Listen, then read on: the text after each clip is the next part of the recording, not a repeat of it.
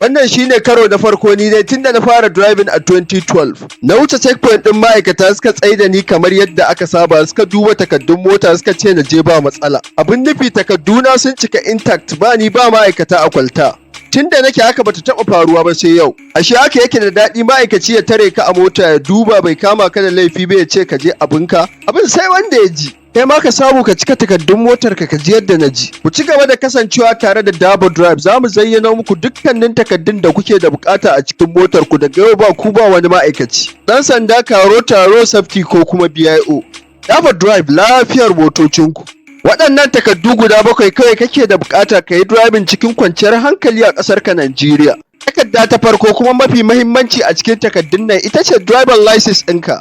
Driver license wani ɗan ƙaramin ID card ne, zaka gan shi kama da ATM, yana da matuƙar amfani sosai. Shi ne abu na farko da ma'aikata suke fara nema idan suka tare ka a mota. Alhaji in baka da shi ba sauran takaddun ba su da wani amfani, dan ba za su bi ko ta kansu ba.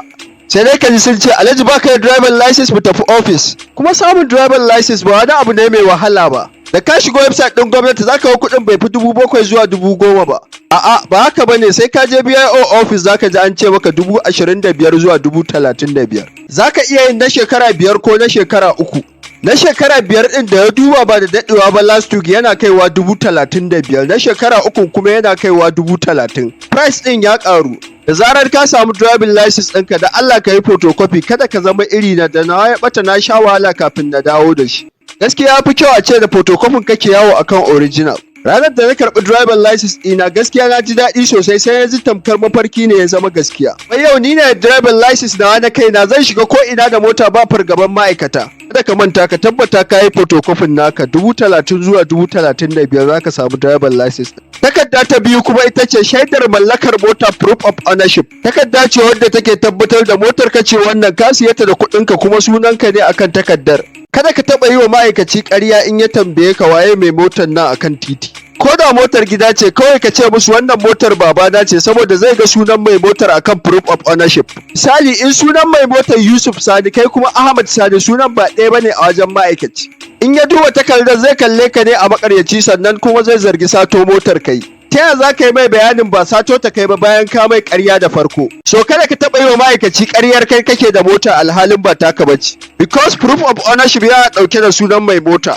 Lokuta da yawa proof of ownership certificate yana zuwa tare da license plate registration ɗin mota. Ita ce plate number wadda ake ɗaurawa a gaba da bayan mota.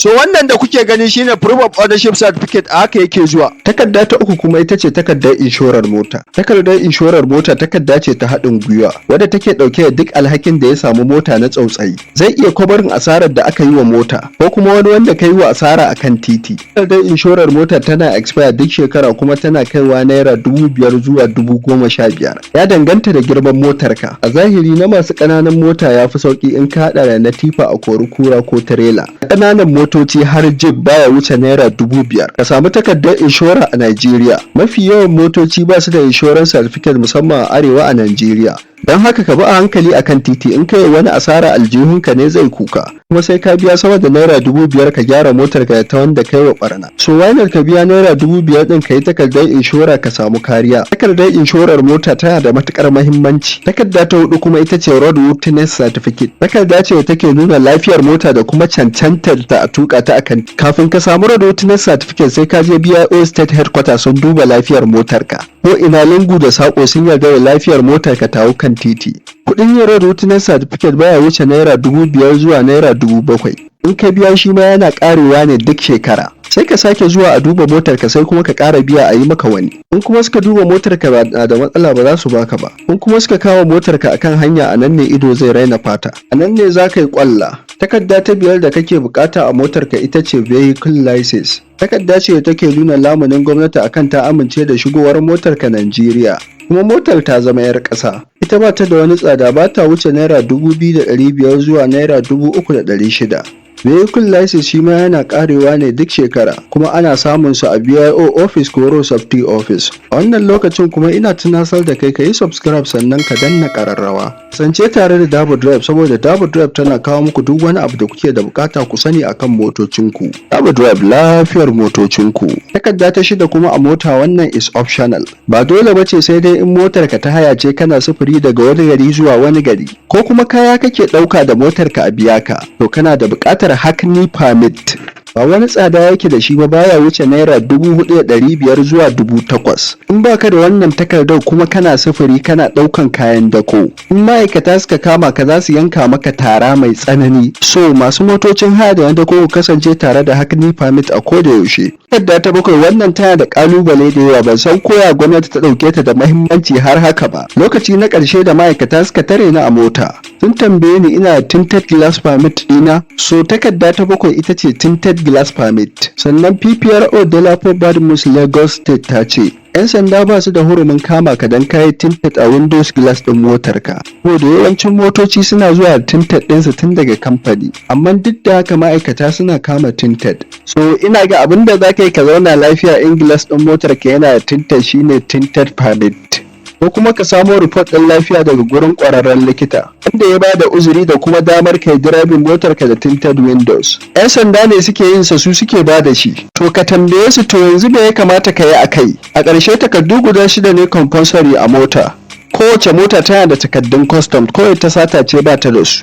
Ko kuma wacce aka yi smuggling ɗinta ta barauniyar hanya. In irin wannan motar kake direbin ban yi wannan bidiyon dan kai ba, ban san ka ba kuma da kai nake magana ba. Duk lokacin da ma'aikata suka tare ka bayan sun duba takaddun motarka sun ga sun cika, sai kuma su fara duba motar ciki da waje suna neman wani abu da baka da shi. Waɗannan abubuwa ne waɗanda suke dubawa. Saurara ka ji in zayyano maka su. Suna neman extra tire, spare tire. Ka tabbata kana da spare tire a motarka. Sannan suna duba fire extinguisher ta kashe wuta da kuma C-cushion triangle. Sannan kuma glass ɗin motarka na gaba da na baya lafiya kalau suke, ba su fashe sun yi kwatsa-kwatsa ba, ta yadda ma baka ganin gabanka da bayanka kiliyali. Headlight da fitilar bayan motarka suna aiki. Motarka ko G-Wagon ce ko Beetle ko Corolla ko ma wace kala ce kana buƙatar duk waɗannan takaddun. Takaddu ne kawai ba mu da bambanci a mota. Sani price ɗin takaddun nan zai iya canjawa, ya danganta da state ɗin da kake a Najeriya. Sunana Sufyan S Dabo aka Likitan Mota, Dabo Drive lafiyar motocinku.